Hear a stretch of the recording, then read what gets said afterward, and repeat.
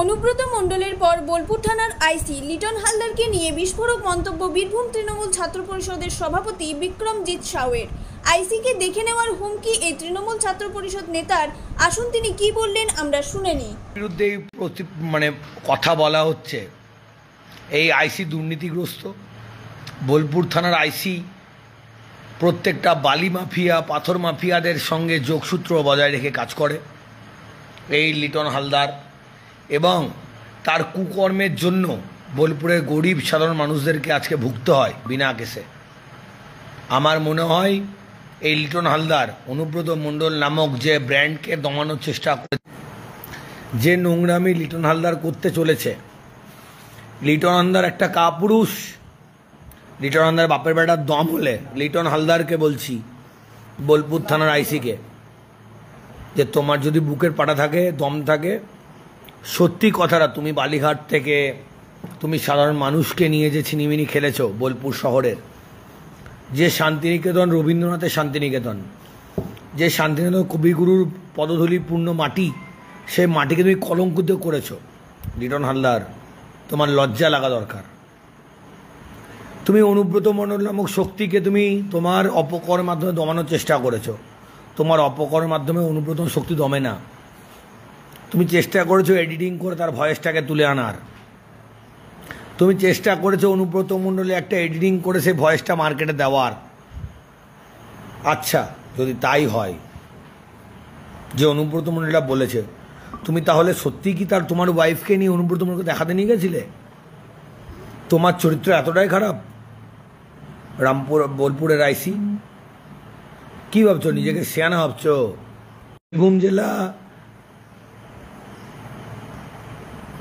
বীরভূম জেলা তোমার থেকে অনেক অনেক আইসিকে পার করেছে। এর আগে দেবাশিস পান্ডা বীরভূম জেলা শিউর শহরে আইসি ছিল। পুলিশ ফ্রেন্ডলি জেলা ছিল বীরভূম।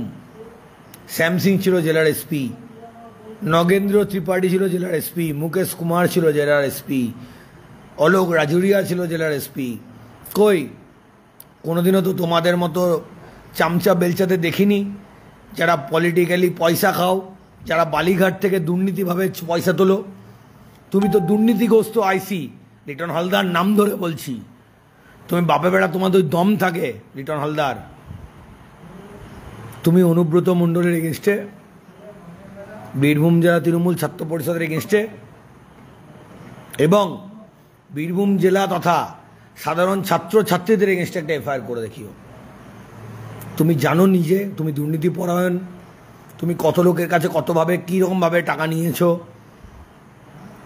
তুমি তোমার নিজের ব্যক্তিগত সম্পত্তি কী করে অনুব্রত মণ্ডল তুলে দিতে চেয়েছিলে, সমস্ত তথ্য প্রমাণ আছে আমাদের কাছে। তুমি যদি হবো তুমি ডালেলায় চলবে, তোমাদের শিরায় উপশিরায় আমরা চলি। লিটন হালদার, তোমাকে চ্যালেঞ্জ করলাম। তুমি একটা আইসি, তুমি একটা সরকারি কর্মচারী। যদি অন্যায় করে থাকে আমি আমাকে শাস্তি দিও, কিন্তু হ্যাঁ, তুমি যে অন্যায়টা করেছো তার শাস্তি তোমাকে বীরভূমেই পেতে হবে। তোমারটা বলে রাখলাম। অনুব্রত মণ্ডল নামক শক্তিকে দমানো যায় না, দমানো যাবে না। মিথ্যা ব্যাপারে, মিথ্যা কেসে এই রেকর্ডিংটা যে অনুব্রত মণ্ডল প্রমাণ করতে পারবে? তোমার দম আছে? আবারও বলছি, তুমি দুর্নীতি পরায়ণ, তুমি চোর, চিটিংবাজ, তুমি বালি মাফিয়া, খুনি, জোচ্চোরদের সঙ্গে সম্পর্ক রাখো লিটন হালদার। নাম ধরে বললাম। তুমি পারলে আমার নামে কেস করো, পারলে আমি প্রমাণ করে দেবো। আমি একটা কথায় বিশ্বাস করি, ঈশ্বর এক এবং অদ্বিতীয়। তুমি যদি ভাবো তুমি ঈশ্বরের থেকেও অনেক বড় জায়গায় আছো, তুমি মূর্খের সঙ্গে বাস করছো। ছিলে তো ভাই সিআইডিতে, গ্যারেজ পোস্টে। তোমাকে দয়া করে দল আজকে এই জায়গায়, সরকার তোমাকে এই জায়গায় দিয়েছে। তোমার দরকার উচিত ছিল যে প্রত্যেকটা মুহূর্তে সত্যি সাদাকে সাদা, কালোকে কালো বলার। তুমি বলো নি লিটন হালদার, তুমি মূর্খ।